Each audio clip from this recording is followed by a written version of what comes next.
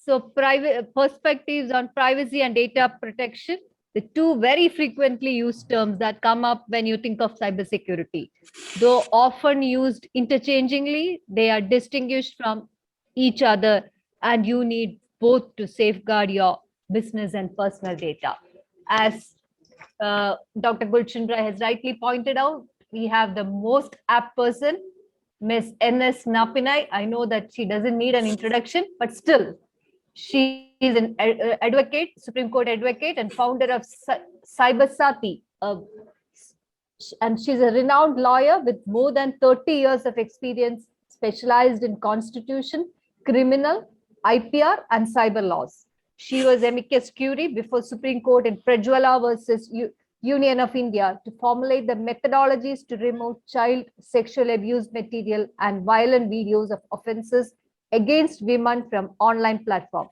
She has represented Government of Kerala in the recent decision of Kerala High Court on data protection. Alumnus of Stanford CDDRL, Chevening UK, IVLP USA, Napinai trains judges, police, armed forces, intelligence agencies, and now inSIG also. She has presented before various government committees dealing with policy issues on cyber laws. She is also the author of the book Technology Laws Decoded. She is an advisor to many non-profit organizations supporting social causes. She has still a lot to go. So over to you, Napinai. Thank you for accepting our invitation. Yeah, floor is yours. Thank you so much, Minnie, for that introduction. And thank you, Amrita, Anupam, and everyone else for having me here on this platform. As Minnie rightly said, privacy and data protection, can we really use it interchangeably, or they are just supplements to each other? And I would say it's more of the latter. Giving you a little bit of background, which you may already be aware of, the path till date, we had a very emphatic decision coming from a 9-judge bench of the Supreme Court in 2017 in the Puttaswamy case on the right of privacy being a fundamental right. I often repeat this, but I am going to repeat it here again for the sake of reference, that when the 9-judge bench finally decided that privacy was indeed a fundamental right, they did not vest this right in us. They affirmed that the right already rests with us. So that's the distinction that often gets missed. And the reason why I'm emphasizing this here is, once it's more of reiterating that we have the right rather than affirming that we have the right, the difference is then the right doesn't start from 2017. It is already inherent in us. It is there as part of the Constitution, which understood that certain kinds of rights are fundamental to our very existence and consequently cannot be taken away. And by this affirmation, what the Supreme Court was saying was that privacy was one of those rights which cannot be taken away. It forms what Keshwan Bharti's case decided as the basic structure, right? So with that very emphatic aspect, I now move on to the more opaque aspect of data protection. And where do we stand now? Often, I have heard in many conversations and discussions, this, delineation, and I'm sure that you have gone way beyond that, but let me start with this basic premise, where people seem to assume that data protection is all about privacy or protecting privacy. Data protection is all about enabling businesses in terms of how they would use data. Or data protection is intended for protecting the rights of users, but also to help in terms of collation, collection, processing, use, retention, and transference of data. So what exactly of all of these is data protection? Is it any one of these, or some of these put together, or, as I believe the way it is, all of it coming in as a mishmash? And the reason why I'm opting for the last is not because that's what I believe is data protection, but because that is where the perception seemed to be moving. And to a large extent, that also then becomes a cause for concern, and also the possible inability of India not being able to implement its data protection regime till date.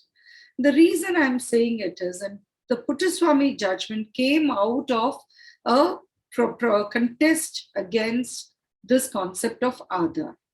The 2018 decision in Puttaswamy's case affirmed the use of Aadhaar whilst setting aside some of the provisions and some of the processes.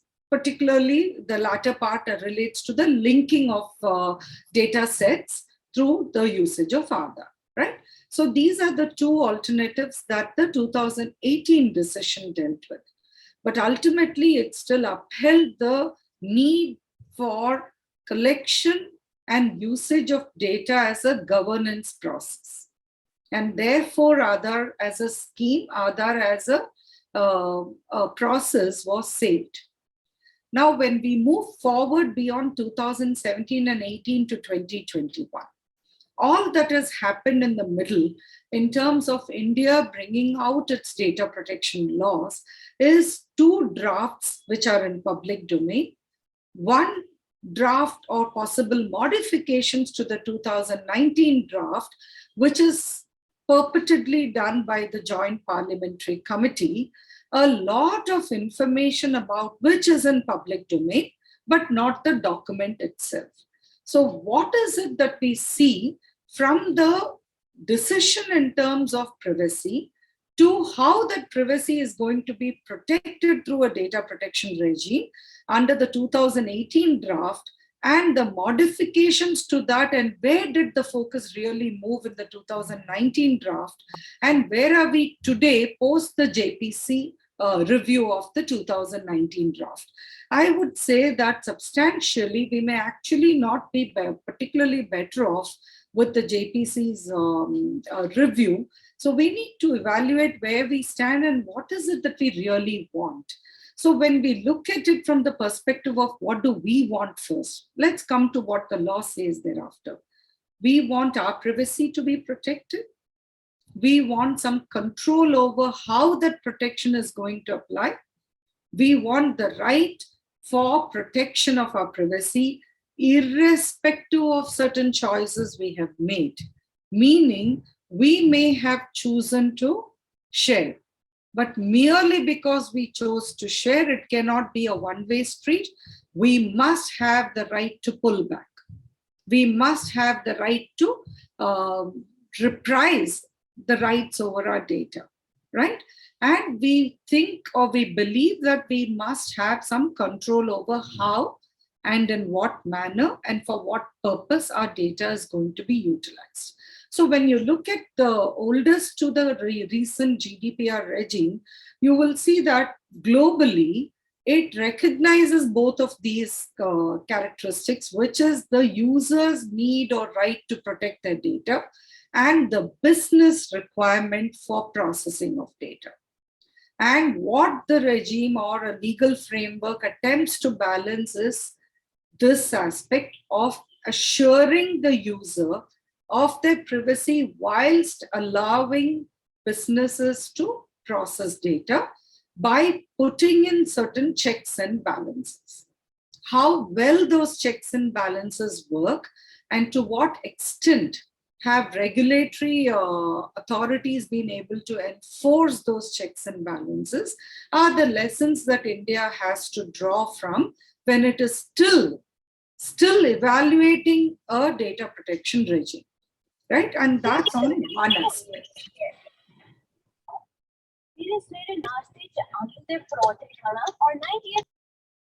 Yeah. Okay, thank you. So the second aspect of it, and therefore that's why I started with the user. Let's move to the other side of the table of businesses. What is it that they are looking for and what do they really want? Of course, they would ideally have preferred an unfettered right to continue to use our data, which is in any event happening as far as India is concerned. But globally also, the fact that they wanted the right to process, they wanted the right of usage beyond just what may have seemed perceptible or visible, and they looked at data as the growth potential, data as the foundation for the evaluation and businesses. And therefore, any further usage of that data, evolutionary usage of the data, continued usage of the data, continued use of derivatives of the data are all very important and built into a business requirement.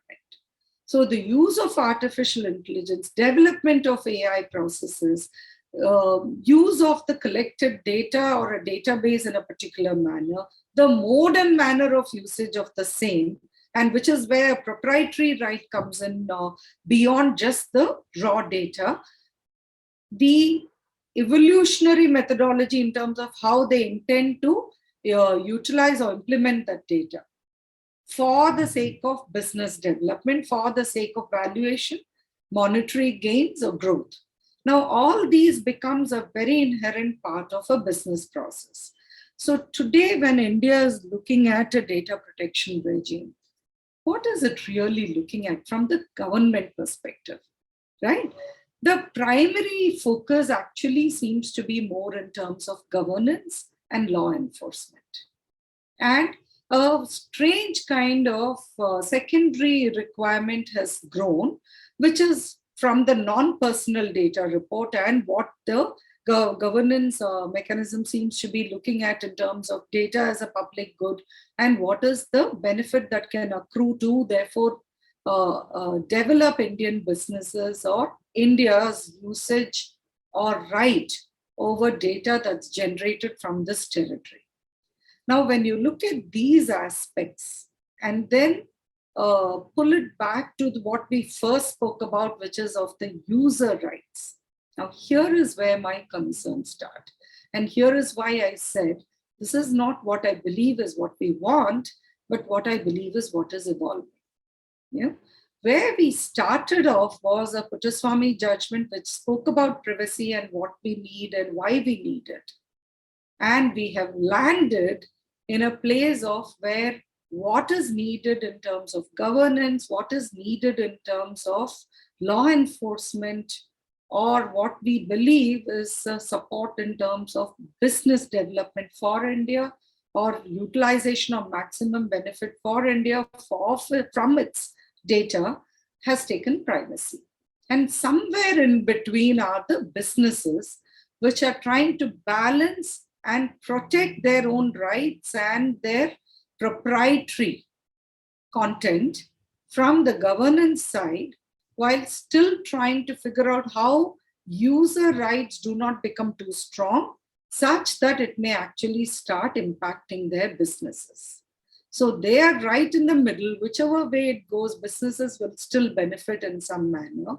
Ultimately, the concern that I have is with all the digressions and dilutions in terms of focus, the primary stakeholder, the primary raison d'etre or the cause for data protection, which is us users as individuals, is going to be lost.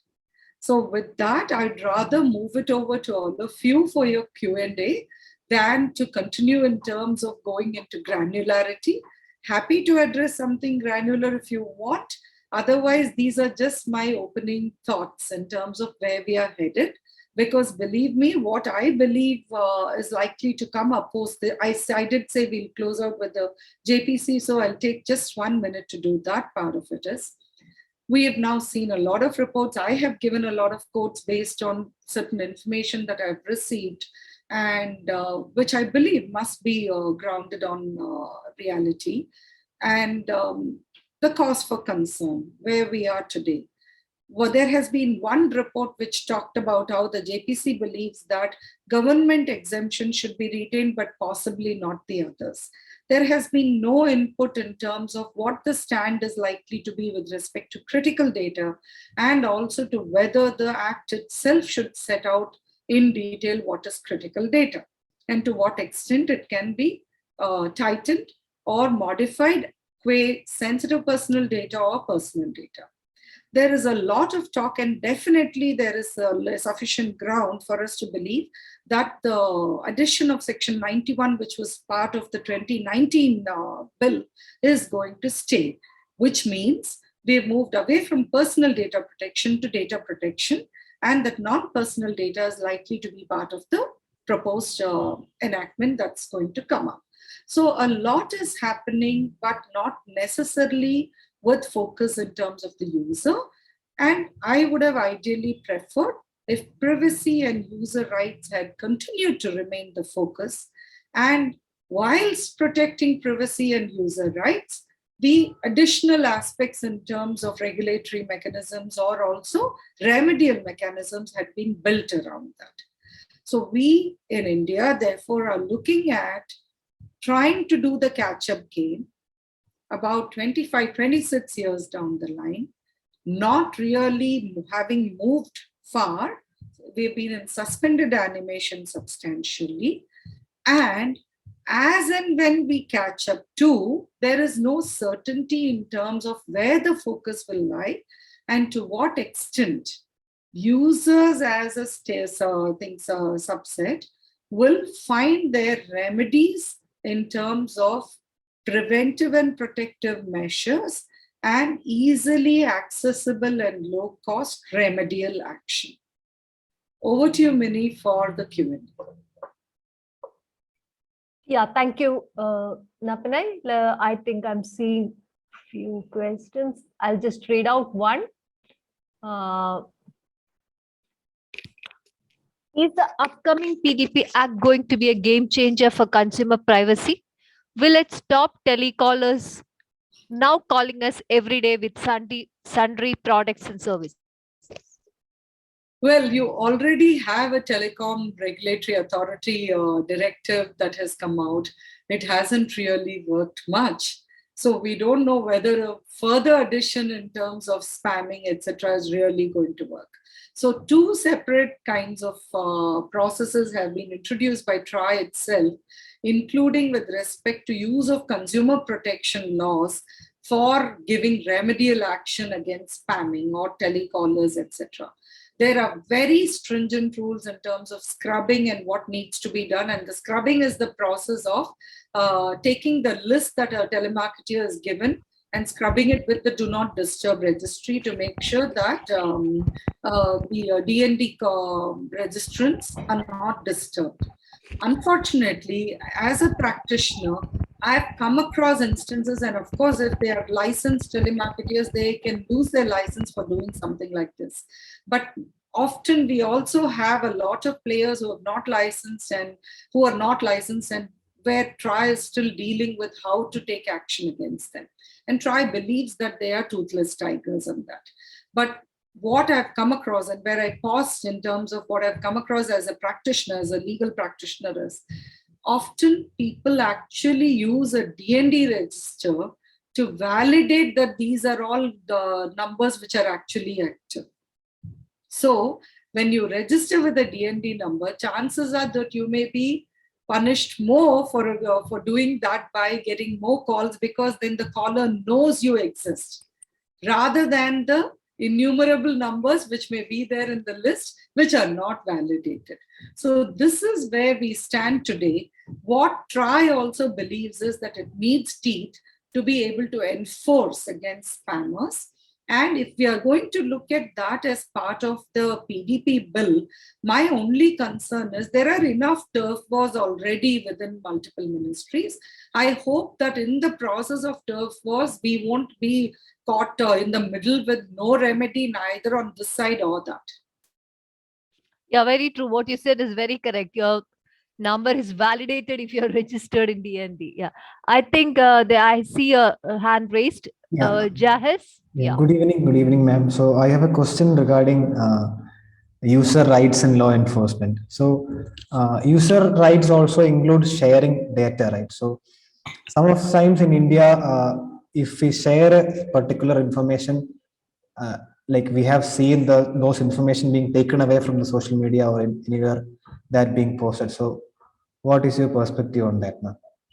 Are you referring to something like, for instance, you tweet something and Twitter then evaluates whether the tweet should be allowed to remain or deletes it? Is it that Yeah, kind of a it, situation it you're includes speaking about? it includes that, ma'am. But some of times people are not being allowed to use internet, even internet. So in some states we have seen that, not exactly in southern part, but in north, I think so. So we have heard that in I think previous. he's mentioning internet shutdowns. I was just going to ask, are you referring to internet shutdowns? Yes, ma'am. Yes, ma'am. Okay, so because that's a completely different ballgame from what I thought you were talking about. So I'll address it from the perspective of internet shutdowns.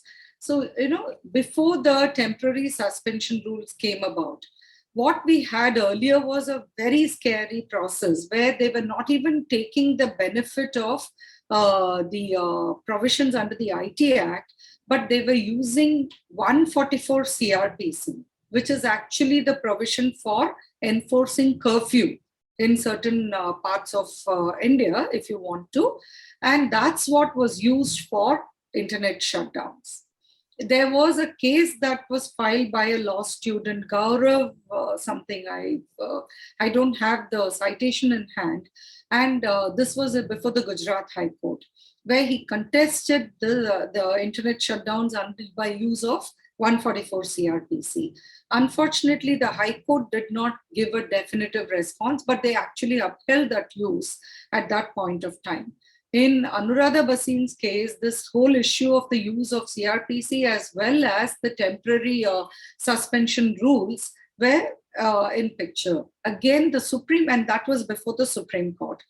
Unfortunately, when the Supreme Court had the opportunity to stop any further abuse of general provisions like under CRPC, they just said that since at that point of time, what was used was the temporary suspension rules and not 144 CRPC, they did not want to decide on that. And when it came to the temporary suspension rules, the court again stopped short by saying the very fact that the rules are termed temporary means it has to be dealt with as such, and then put the ball back in the government's court to say, you decide on what the procedure is. And in the meantime, we suggest that there should be a review by the review committee periodically. So that was neither here nor there. It didn't help anybody. We are exactly in the same position as before Anuradha Bhasin, then later. So post Anuradha Bhasin, again, now the same issue is before the Supreme Court. But there has been no decision on this aspect. So if you ask for my opinion, the use of 144 was sheer abuse of process of law. If you wanted to block or suspend, then you had to follow the checks and balances under IT Act. And it also therefore then went into the realm of whether 69A and B provides you the authority to block do internet shutdowns under these provisions, or is it only blocking of specific content and not the internet itself? And if it is not under 69A and B, and then you have to move back to the Indian Telegraphs Act, whether it was before or after the temporary suspension rules, then what are the checks and balances that are in place? When you say, as rightly pointed out by the Supreme Court, when you say temporary suspension rules, what is the maximum period permitted under the temporary suspension rules? If there is no maximum period permitted, then is it constitutionally sustainable? Or can it be struck down as being excessive? Now, these are all the issues which should be decided by the Supreme Court when it now has a second chance to remedy the last mile shortfall that it did in Anuradha Bhasin's case. So let's hope that this happens going forward. Thank you, ma'am. Thank you, Gyan, for sharing the Gaurav Das case citation. Thank you, Napinai. We have another question from Anand. With the international nature of cloud operations, what are the challenges faced by India with respect to defining legal jurisdiction while securing personal data on cloud servers, since the data may reside on servers across geographical bounds? Yeah. Very important, and we have to draw from the Cloud Act of the US. We haven't done so in terms of the existing laws, and we should really evaluate that. But whether that should be under the PDP Act or the proposed Cybersecurity Act or a proposed amendment to the IT Act remains to be seen. Now, currently, if you look at the law as it is today, and there was one qualifier I wanted to put in before I pointed out with respect to the proposed laws that are coming in, there is a misconception that where people think that India does not have data protection laws. We do have, but it is just that it's very minimal. It is under 43A and 72A, and we are probably one of the only one, or probably one of the very rare instances where we also have a criminal provision under 72A, right? Not just the civil penalty. It applies only to body corporates, and that's why the government of Kerala case was actually so different, because a government entity was involved, whereas 43A only applies to body corporates. To come to the cloud aspect of it, now the IT Act gives extraterritorial jurisdiction for offenses that happen under the provisions of the IT Act. That is not going to really be helpful if you're looking at personal data protection. And how far 75 can be applied in terms of 43A may be moot. As far as 72A is concerned, it can be applied for extraterritorial jurisdiction. Irrespective if it is a court order, then wherever your data may reside, if that entity or person is offering their services within India, is actively engaged with customers in India, is actively taking business benefit or relevance out of data from India, they can't claim to not be amenable to the jurisdiction of India. So even under existing laws, whilst you will require a government order or a court order, you do have the remedies for seeking data which lies outside the jurisdiction. The minute we talk cloud, we are talking already about fungible jurisdiction. So there is no question of any single nation state being able to say that we have the right to the data on the cloud. Because the minute a nation state starts claiming that the intermediary or the cloud service provider or the person who has been called upon to provide the data will say, I'm sorry, it's not really in your jurisdiction. And it would be very easy for them to show why it's not in a particular jurisdiction. And then you're going to have a cat and mouse game. So therefore, why I started off by saying the USA's Cloud Act would be our best bet is, what we need is a very definitive and emphatic provision which will give us the right for access, for submission of data, be it for law enforcement, be it for a court process, or for enforcing user rights. And that should be irrespective of where the data is residing. What should matter is a specific process as laid down in CPC or CRPC, the Civil Procedure Code and Criminal Procedure Code to be more precise, which sets out where and in what manner jurisdiction can be applied. Once that is done, then there cannot be a refusal in terms of submission of data. Thank you, Napanai. That was a great insight. Now, another question from Anushka is that from info in public domain, the JPC is considering treating social media platforms as publishers. I was wondering if you would be aware of any international precedents to something like this. It can't be, no. In fact, just a few days back, in one of those TV interviews, I was mentioning this, that, the more social media has resisted regulation, the more they have resisted compliance. See where they have landed. And it would create an absurdity which will go beyond part 3 of the intermediary guidelines of 2021.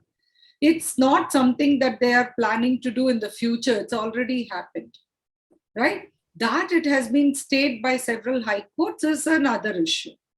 But if you look at the intermediary guidelines part 3, which deals with news media, that's exactly what they've done. They've already treated platforms as publishers for content which is not published by them.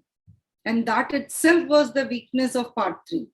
And now what has been, and this was a very shocking, and again, this is one more reason why I said that the JPC's review may not necessarily be cause for celebration, right?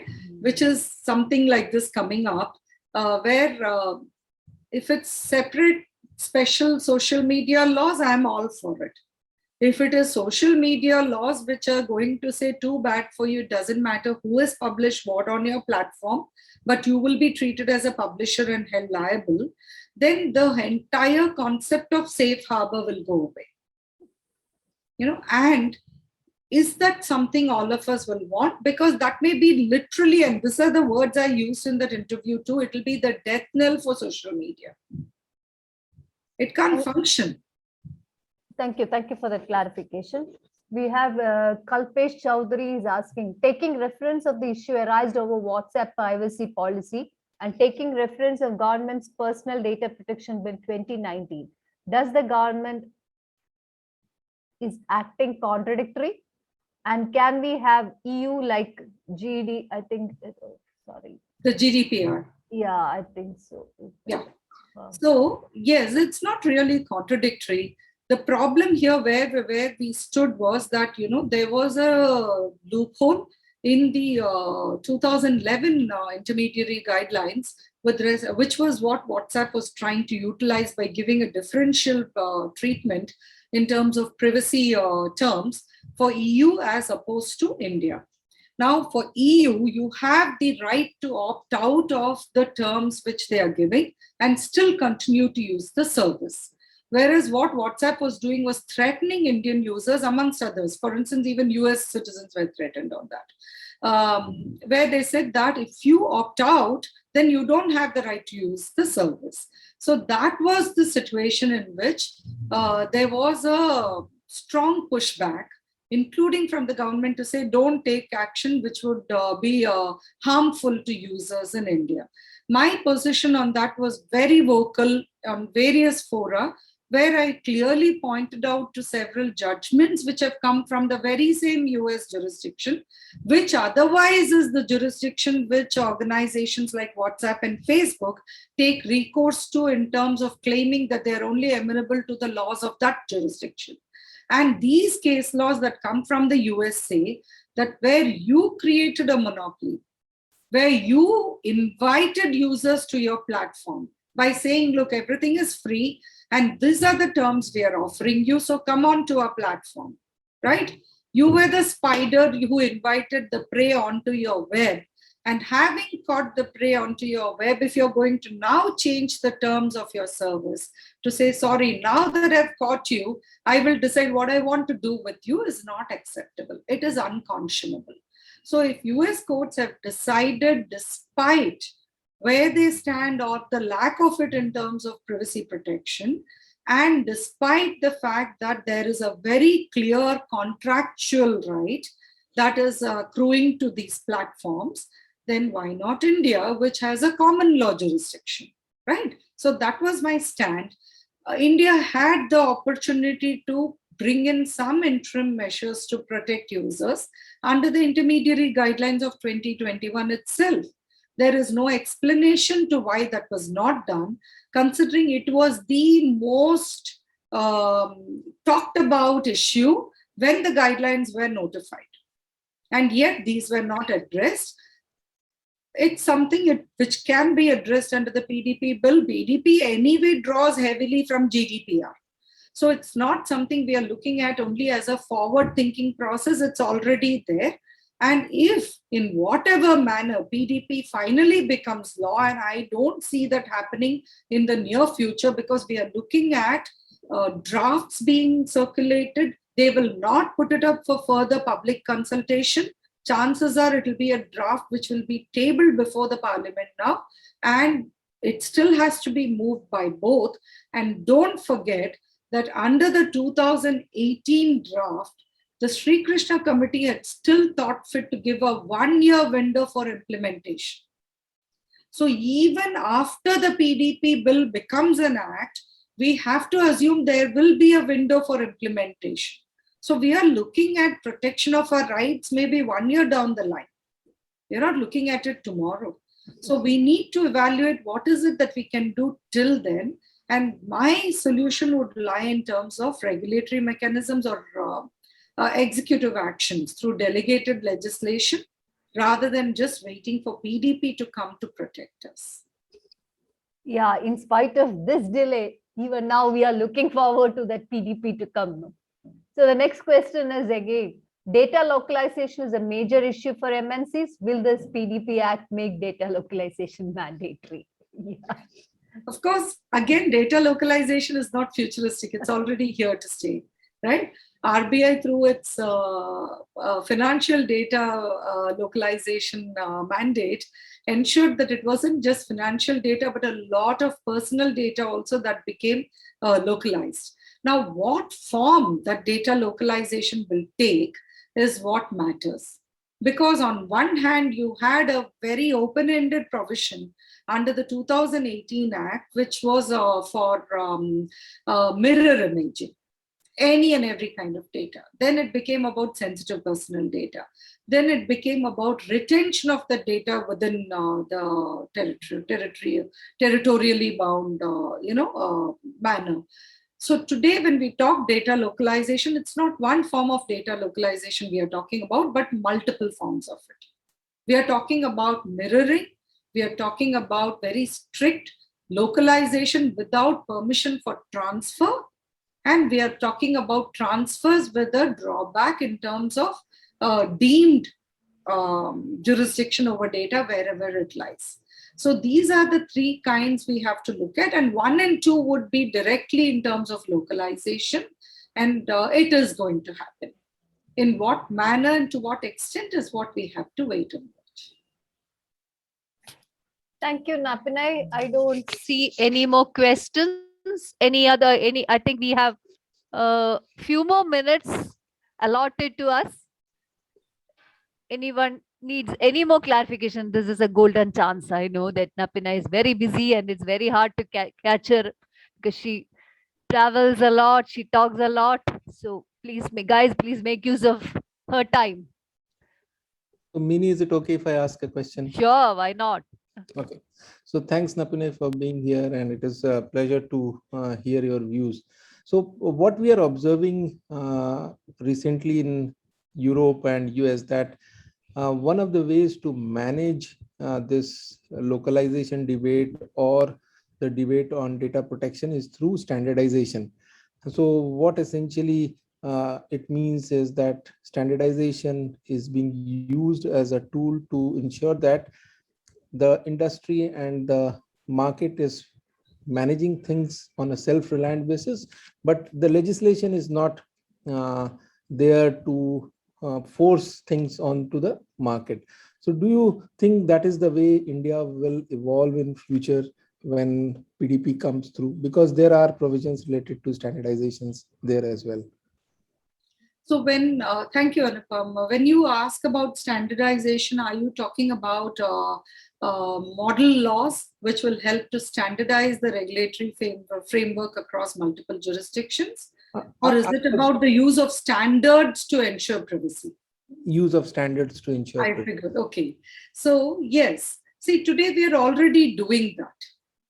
They're already complying with, substantially most of the businesses in India are already complying with global standards, depending on the jurisdiction from where the data is flowing. Good. Without that, they are not going to be allowed to function. Now, what are the standards that are going to be made applicable for India is, again, as you rightly pointed out, it's already a debate that's ongoing, apart from what is the regulatory framework they want to have. So, it was very curious for me when I look back in terms of the data protection process itself. The whole difficulty seems to be that we did not have model laws to start with. we just started adapting that which became the most stringent, right? Mm. And then when you're adapting that, then the jurisdiction from where data is flowing is dictating what else we are adapting, including the standards. Now, if India is going to now introduce something new, Mhm. now how are you going to balance out that requirement as opposed to that of others, which you have to do anyway, because you have already given a commitment which is contractual for other jurisdictions. Right. And the contractual liability is going to be as strong, if not probably stronger, because there are, there is a damages provision. There is a more palpable possibility of loss rather than of just not complying with regulatory frameworks. So then, are we going to end up making businesses unviable? That's a question. Yeah, that's really going to be the issue. And the problem there seems to be more of, it's almost like Indian policymakers are faced with this dilemma, and I'm not speaking for them. This is my perception of what I've seen. Okay, they have this dilemma in terms of, do we adapt or do we create? Mhm. If we create, then are we creative? Are we making it more difficult for businesses, or are we ensuring that India leads? Mhm. Similarly, in terms of enforcement of standards, by adapting existing standards, are we just becoming, is it just herd mentality? Or do we, make in India? Do we expand that for standards and other things also? So this is something I don't see. I'm right now, I haven't seen an answer to this. Mhm. But chances are, as far as standards are concerned, there are two things that are likely to happen. And the second of what I'm going to say is more likely than the first. The Okay. first is, of course, adapting existing standards one way or the other, either the UK, US, whichever model, etc. The second is creating standards for India, but which actually draw from existing standards. So, though you are technically complying with the India-based standard, it is not really anything new. It is Right. just an adaptation of existing models. And that, I feel, is what is more likely to happen for PDP also. Napinai, That- I think, that I'm has sorry, Anupam, I have to Thank you. stop it here. Thank you, Napinai. Thank you for that wonderful session. I'm so sorry. We have the next speaker also lined up. So thank you. Thanks a lot for accepting our invitation and giving us so much insight about data privacy. And I'm sure that it doesn't stop with here. We will be continuing collaborative activities. Over to you, Anand. Thank you very much. Thank you so much.